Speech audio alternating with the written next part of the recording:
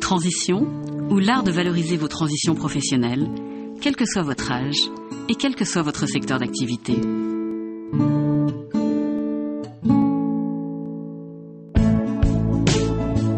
Amis auditeurs, bonjour. Je suis Mireille Garola et nous parlons aujourd'hui de transition professionnelle.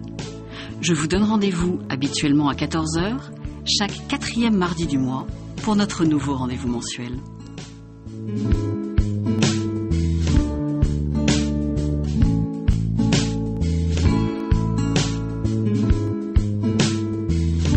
L'année dernière, j'ai eu pour objectif de vous faire partager la méthodologie de mon cabinet. Cette année, le focus de nos émissions sera un peu différent. J'ai décidé de faire appel à des professionnels de divers secteurs qui vont vous donner leur avis, leurs conseils, leurs trucs et leurs astuces pour que vous viviez ces transitions et ces périodes de transition avec le maximum d'atouts dans votre jeu. Mon invité d'aujourd'hui est Thierry Grimaud du cabinet Valtus. Le sujet de l'émission sera volontairement provocateur, c'est-à-dire le management de transition, nécessité économique ou fausse bonne idée. Le but est de vous donner, sans aucun faux semblant, un état du marché de l'emploi aujourd'hui et de vous expliquer tout ce que les professionnels du recrutement ne vous disent pas forcément. Thierry Grimaud, bonjour. Bonjour Mireille. Merci de vous prêter à cet exercice avec nous aujourd'hui. L'idée générale est de partager avec vous les conseils qu'un professionnel du management de transition pourrait donner à un candidat, c'est-à-dire quelqu'un qui cherche un job, une mission, ou peut-être on ne sait pas bien ce qu'il cherche, et de chercher à balayer tous les poncifs et les idées reçues qui circulent sur ce que l'on peut attendre ou pas d'un cabinet tel que le vôtre. Thierry Grimaud, je vous donne la parole. Ma première question sera, d'abord peut-être je vais présenter un petit peu votre cabinet, qui existe depuis 2001, qui est premier en France et deuxième en Europe. Il est basé à Paris et il a été classé cette année par le Ernst & Young et l'Expansion comme la 28e plus belle entreprise en France. Et vous avez, chose exceptionnelle en temps de crise, eu plus de 200% de croissance depuis 2009. Donc ça, c'est pour vous dire, messieurs, dames, que nous avons invité un vrai professionnel du secteur. Maintenant, les questions de l'autre côté de la barrière, c'est-à-dire les questions des cadres que je rencontre, sont très diverses. Lorsque l'on parle de management de transition, ils ont en général plusieurs idées que, personnellement, je considère comme de fausses bonnes idées. Ils sont tout d'abord persuadés que ça va leur permettre de retrouver plus rapidement un emploi et qu'ils vont rentrer dans une société par ce biais. Thierry Grimaud, qu'en pensez-vous ? Bon, merci d'abord de ce magnifique description de notre société et de son dynamisme. Merci à vous, c'est agréable à entendre. Juste un petit mot pour nos auditeurs qui sont peut-être pas forcément habitués à entendre parler de management de transition, de repositionner un petit peu quel est le type d'intervention. Le management de transition, je dirais pour prendre des mots simples, que c'est de l'intérim de cadre dirigeant. Ce n'est pas exactement juridiquement la bonne définition, mais au moins ça comprise par tout le monde. Et on va parler donc de gens qui ont sur des postes de cadre supérieur à cadre dirigeant, donc des gens qui sont au-delà d'une rémunération de 50 000 € par an. En deçà, on est plus dans des métiers traditionnels de l'intérim pur et dur, et on n'en parlera pas de toutes les missions, donc je tenais à faire cette précision. On parle de métiers correspondant à des cadres supérieurs ou dirigeants, c'est-à-dire des dirigeants d'entreprise, des directeurs financiers, des directeurs d'usine, des directeurs du personnel, etc., etc. Première question que vous disiez, c'est grâce au management de transition, je vais retrouver un job. C'est ce que mes clients me disent, effectivement. Et c'est la fausse bonne idée, par hypothèse. Je l'entends aussi assez fréquemment. Historiquement, le management de transition est fait par des professionnels qui ont choisi un jour, ça pourra peut-être paraître bizarre à certains des auditeurs, qui ont choisi un jour de partir de leur entreprise, de leur CDI, d'abandonner leur CDI pour aller faire des missions de transition. C'est un autre mode de vie et ce sont des gens qui ont fait vœu de transition. Ça arrive généralement, l'INSEE dit à 53 ans, parce qu'à 53 ans, c'est l'âge où généralement un couple va avoir remboursé sa maison, éventuellement commencer à envisager de rembourser aussi la deuxième maison qu'ils auraient pu acheter. Les petits derniers ont fini leurs études et d'un seul coup, on peut être dans une situation où on se dit que, ma foi, on a besoin d'un petit peu moins de salaire et peut-être que l'on peut envisager la vie différemment. Et à partir du moment où on commence à se poser la question d'envisager la vie différemment, on n'a peut-être plus besoin de supporter les caprices de Durand, les caprices du chef au-dessus ou toutes les ambitions du collaborateur en dessous. Et on peut prendre la décision de partir. C'est ce que j'ai fait à 48 ans. À 48 ans, un jour, j'étais directeur général d'une société de 6000 personnes et un jour, j'ai dit à mon grand patron, ça va pas le faire et je vais monter ma boîte. Et j'ai parti de mon propre chef. Alors parfois, il y a des gens qui ne choisissent pas par eux-mêmes, la vie choisit pour eux, et on apprend un jour que l'entreprise a décidé de voguer différemment et sans vous. Il y a des gens qui vont avoir le réflexe de chercher à retrouver à l'identique, ou quasiment, donc un CDI, et d'autres qui vont se dire, je vais partir en transition, et je vais faire une vie, on détaillera ce qu'est la transition plus tard, mais je vais avoir une vie composée de missions où je vais apporter mon savoir-faire à des entreprises qui en ont besoin. Donc, c'est un choix. Et c'est pas pour retrouver un job, c'est pour trouver une occupation qui s'appelle une mission, se rendre utile à une entreprise et changer de temps régulièrement d'entreprise. C'est toute la différence. Donc la fausse bonne idée, c'est imaginer qu'on va retrouver un job. Il y a une deuxième fausse bonne idée, à mon avis, que j'entends très souvent. Ce sont des gens entre 48 et 53 ans qui se disent, en fait, je vais pouvoir gagner en expérience en faisant du management de transition, quitte après à retrouver un job plus stable ailleurs, pas forcément dans le cadre de cette mission, mais ensuite. Qu'en pensez-vous ? On ne vend bien que ce que l'on sait faire. On ne fait bien que ce que l'on a appris à faire. Et à partir de ce moment-là, les gens que je vais, moi, utiliser en transition sont des gens qui ont déjà résolu les sujets que je vais leur traiter avec eux. On dit généralement que quand un cadre, quand il arrive dans une entreprise, il a 100 jours pour s'adapter, etc. Ça, c'est vrai quand on a été chassé, qu'on a changé de poste d'une société vers une autre. Comme on change de poste généralement pour avoir un grade plus élevé et une rémunération plus élevée, tout le monde s'attend dans la société dans laquelle vous allez arriver à ce que vous ne sachiez pas immédiatement faire le travail pour lequel on va vous rémunérer. Et donc on vous laisse, on va dire 100 jours pour apprendre votre métier. Quand vous arrivez à transition, vous arrivez systématiquement dans une situation de crise un petit peu. Un manager de transition, c'est un docteur en urgence, ou un dentiste, on va dire. Quand vous arrivez en transition, la raison pour laquelle on vous appelle, c'est parce qu'il y a un sujet qui est devenu un problème, même si c'est un sujet positif. Le sujet positif, typiquement, c'est on va ouvrir le marché de l'Extrême-Orient commercialement parlant. Sauf que s'il y a 6 mois qu'on a promis au patron qu'on allait le faire et que 6 mois plus tard, on n'a pas commencé. Ou 5 mois plus tard, on n'a pas commencé. Et le patron commence à s'énerver. Donc il va falloir vite. Et là, on n'a plus le temps d'aller recruter. Donc il faut avoir quelqu'un pour démarrer vite. Et la personne qui arrive, il faut qu'il ait fait. Qu'il ait déjà fait. Parce que si vous ne savez pas ouvrir un marché en Extrême-Orient, vous n'allez pas l'apprendre dans le mois qui va vous rester pour le faire. Donc on va chercher quelqu'un qui l'a déjà fait. Le manager transition, ça n'a pas 100 jours, mais ça a 10 jours, peut-être 2 jours, pour montrer qu'il sait faire. Donc, si vous n'avez pas fait, vous n'êtes pas manager transition, vous ne pouvez pas être manager transition sur ce sujet-là. Donc on ne va pas apprendre un nouveau métier, on l'a déjà. Et d'ailleurs, c'est pour ça que manager de transition est souvent dit on dit souvent que c'est un métier pour les vieux. Non, c'est un métier pour les gens d'expérience. Donc c'est un métier de cheveux gris, parce que cheveux gris et expérience, ça va bien ensemble, ça rime bien ensemble.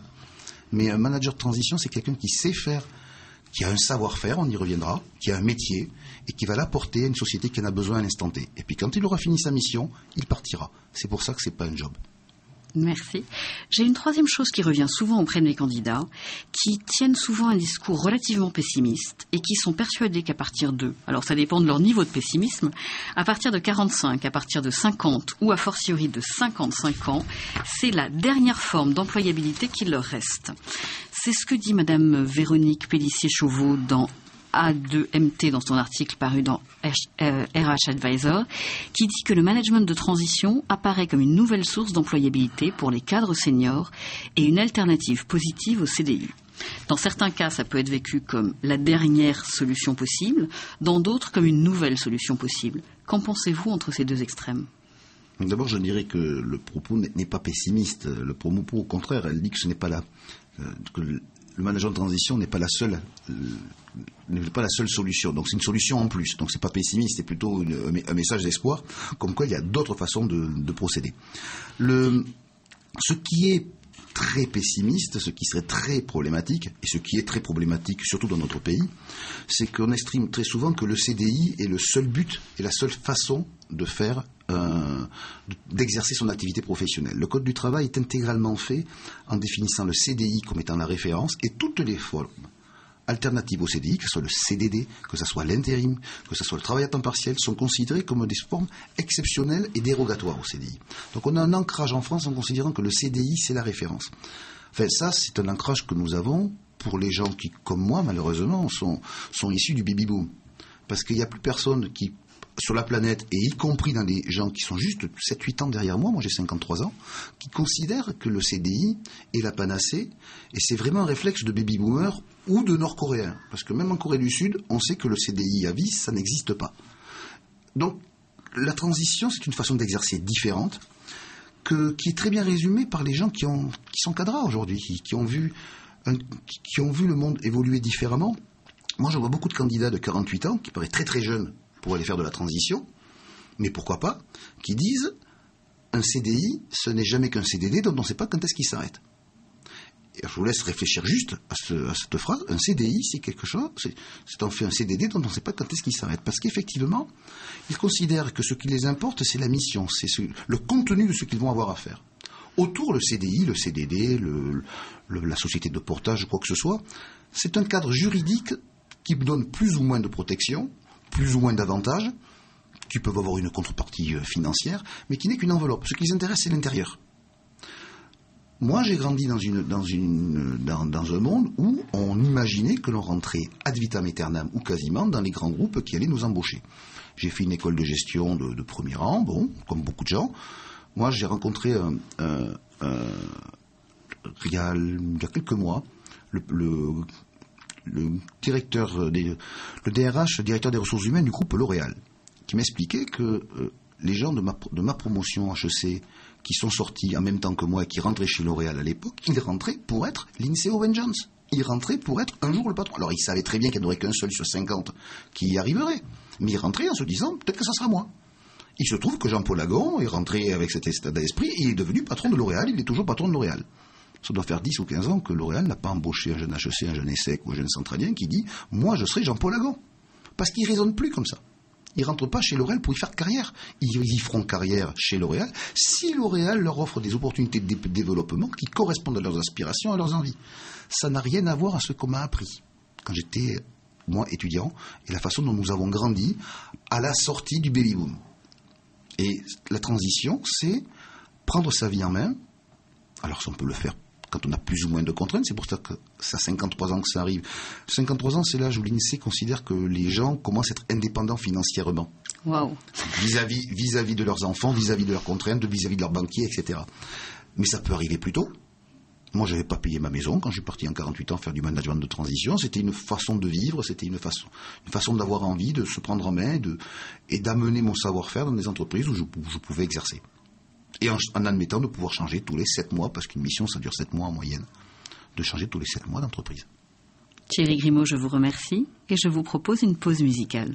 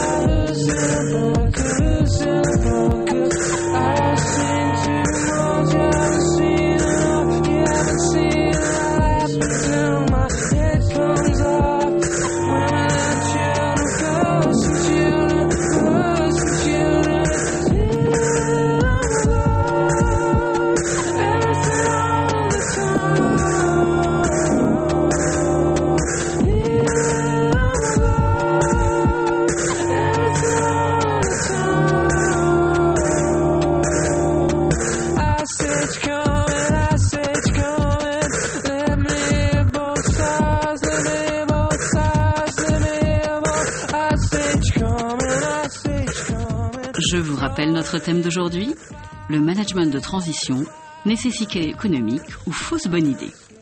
Maintenant que grâce à Thierry, nous avons balayé un certain nombre d'idées reçues, je vous propose pour résumer de définir ce qu'est et ce que n'est pas un manager de transition. Pouvez-vous nous en donner quelques caractéristiques importantes ? Alors, un manager de transition, c'est assez simple à cerner. D'abord, c'est quelqu'un qui a un métier. Un métier, c'est-à-dire un savoir-faire, quelque chose qui va pouvoir être présenté et être utile dans une entreprise. Alors ça peut être un directeur financier, ça peut être un DRH, ça peut être un directeur commercial. Il faut avoir un métier, maîtriser les tenants, les aboutissants, les réseaux, les gens, les intervenants dans un domaine particulier et en être quelqu'un de reconnu à l'intérieur pour pouvoir l'utiliser. Un métier. La deuxième chose, c'est que c'est tout d'abord une capacité d'adaptation. Un manager de transition, ça arrive, ça change de société où il exerce à peu près tous les 7 à 8 mois. Donc il faut refaire un cercle en intérieur, il faut rencontrer des gens, il faut redire bonjour, il faut apprendre à fonctionner avec des gens nouveaux et non pas les gens avec qui on a bossé pendant 15 ans précédemment. Cette capacité d'adaptation, c'est aussi, et c'est très compliqué quand vous arrivez quelque part et que vous ne connaissez personne et que personne ne vous connaît, se faire accepter. C'est ça la capacité d'adaptation, c'est se faire accepter par un groupe qui ne vous connaît pas et qui ne vous reçoit pas forcément à bras ouverts tout le temps. Parce que vous êtes nouveau, qui est-ce que vous êtes, qu'est-ce que vous venez faire, etc. Donc c'est un métier, une capacité d'adaptation. Troisièmement, c'est un mode de fonctionnement qui est un fonctionnement en mode projet. C'est-à-dire on va regrouper des compétences et on va travailler pour délivrer un produit, un résultat à la sortie. Donc un mode de projet.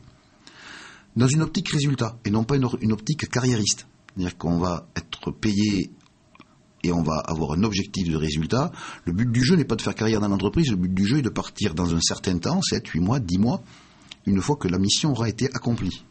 Et c'est parce qu'on aura bien accompagné la mission, parce qu'on était un bon professionnel du métier, qu'on aura bien récupéré autour les compétences pour venir nous aider, qu'on trouvera la mission suivante. Parce que le bouche à oreille, ou la réputation, ou la qualité du travail que l'on a fait sera reconnue.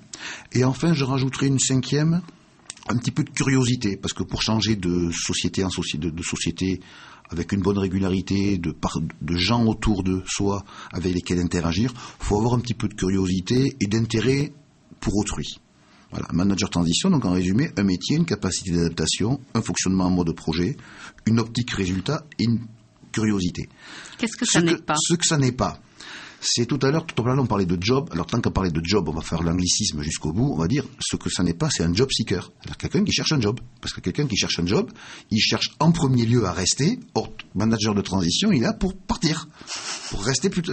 C'est exactement l'inverse. Voilà, c'est exactement l'inverse. Donc celui qui cherche un job et qui cherche à rester dans la société, c'est pas un manager de transition. Et il va d'ailleurs savoir tout de suite parce qu'il va avoir des attitudes différentes. Quelqu'un qui vient de manière indépendante pour reprise et qui en partira, il joue pas dans les jeux politiques. Il ne cire pas les pompes, il n'a pas besoin, il dit ce qu'il y a à dire, il veut faire avancer les choses. Celui qui cherche un job, il cherche surtout à se faire bien voir. Sait-on jamais que ça lui permettrait de se faire embaucher. Et donc c'est pour ça qu'il ne faut pas venir chercher un job, il faut venir chercher, apporter son savoir-faire, et après on va de mission en mission. Donc c'est pas un job seeker, c'est pas non plus un carriériste, par hypothèse puisqu'il va partir, donc il ne faut pas qu'il cherche les responsabilités ou à s'élever dans la société, il va partir, donc c'est pas un carriériste.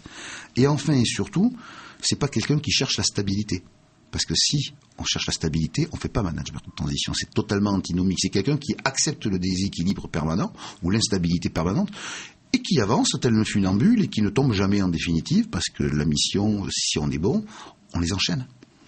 Du coup, parmi les nombres de CV que vous recevez mensuellement, vous me citiez tout à l'heure 250 CV par mois, comment est-ce que vous choisissez ceux qui passeront en entretien ? Et dans ceux qui ont passé un entretien, comment vous choisissez ceux qui feront partie de votre groupe de managers que vous placerez ? Alors, pour donner quelques chiffres, Valtus gère un fichier, un vivier de managers de transition d'environ 1500 à 1800 managers, qui sont le fruit de la sélection d'environ 27 000 candidatures en 10 ans. Tous les mois, nous recevons entre 250 et 300 CV de cadres supérieurs et dirigeants par divers médias. Et un tiers d'entre eux donc ne va pas dépasser le cadre de la simple lecture du CV, un tiers celle de l'appel téléphonique, un tiers va venir passer un entretien et entre 12 et 20 par mois vont venir rejoindre et enrichir le vivier enrichir le vivier parce qu'il y a des gens qui arrêtent, des gens qui partent à la retraite ou des gens qui quand même prennent un poste permanent dans une entreprise pour laquelle ils ont travaillé ou autre. Qu'est-ce qui élimine? J'aurais tendance à dire que on essaie de déceler dans les CV les qualités dont je parlais tout à l'heure. Donc, il faut déjà avoir un métier, avoir quelque chose qui peut se vendre et qui peut être utilisé. Il faut avoir une capacité d'adaptation. La capacité d'adaptation, ça se voit, ça se lit dans un CV. Si vous avez passé votre carrière pendant 25 ans dans la même société, il est possible que vous n'ayez pas développé votre capacité d'adaptation inhérente à votre jeune âge quand vous étiez étudiant, mais 25 ans dans le même groupe, c'est trop tard, vous n'avez pas développé la capacité d'adaptation. Je résume très souvent cela par une phrase que l'on attribue à Montesquieu qui est itineris juvenem forgant. Les voyages forment la jeunesse. C'est en vivant de diversité que l'on devient plus mobile, plus réactif, plus adaptable, etc. Et en matière professionnelle, on parle d'employabilité. L'employabilité, ça se prépare, ce n'est pas un dû. C'est quelque chose qui se prépare toute sa vie. Et ça se résume à mobilité, expérience et relationnelle. Mobilité parce qu'il faut avoir vécu de plusieurs expériences, qui peuvent être des expériences géographiques, des expériences culturelles, s'être ouvert à plusieurs mondes. Au plus vous êtes ouvert, au plus vous êtes mobile intellectuellement, au plus vous avez des chances de rencontrer des univers dans lesquels vous allez vous adapter.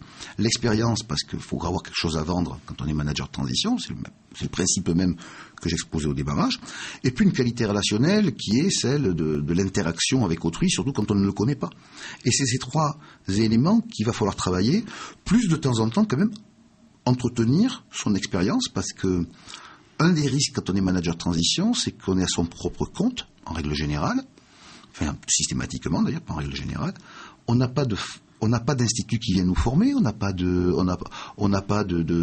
DRH qui vient nous former, etc. On est livré à soi-même. Et donc si on ne travaille pas, si on ne se forme pas, si on ne se tient pas au courant, eh bien on croit que le plan comptable il n'a pas changé. Et puis un jour il a changé. Vous êtes en train de me dire que ça se prépare le management de transition, ça ne se prend pas par défaut, clairement. Je suis en train de dire que ça se prépare. Enfin, ça se prépare pas forcément de manière consciente, mais c'est une attitude vis-à-vis de la vie professionnelle qui va faire que vous êtes fait pour ou pas. Et ça va se voir dans le CV, dans les parcours que vous avez faits, dans les endroits où vous êtes allés, les choix que vous avez faits. Alors, évidemment, parfois, tout ne se lit pas à la lecture du CV, mais ça peut se repérer très rapidement au téléphone ou de visu. Ça... Je ne pense pas qu'on se prépare à devenir manager de transition, parce qu'on n'y pense pas et puis c'est pas le sujet. Par contre, les choix que l'on a faits, qui sont intimement en règle générale liés à la personnalité, vont le rendre possible ultérieurement. D'accord. Et c'est un choix qui, parfois, pour les managers de transition, je vais dire qualifiés de professionnels, c'est-à-dire qui ont choisi, qui en vivent depuis des années, c'était évident qu'ils allaient le devenir. J'avais posé la question, mais ils vivaient déjà comme des managers de transition avant. Merci.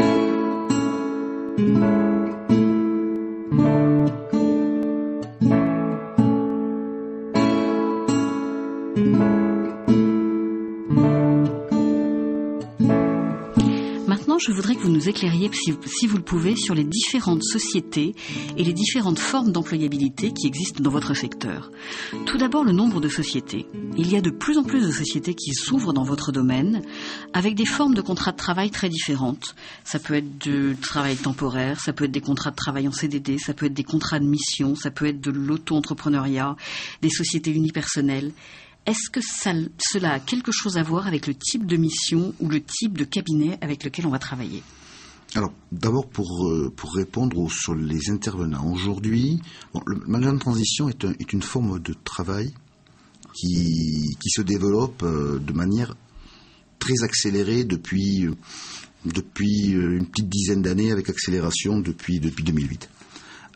Aujourd'hui, on estime à peu près une cinquantaine les sociétés intervenant sur le marché parisien et 3 ou 4 de ces jolies sociétés en région, plus un certain nombre de chasseurs de tête qui éventuellement en font sans le dire.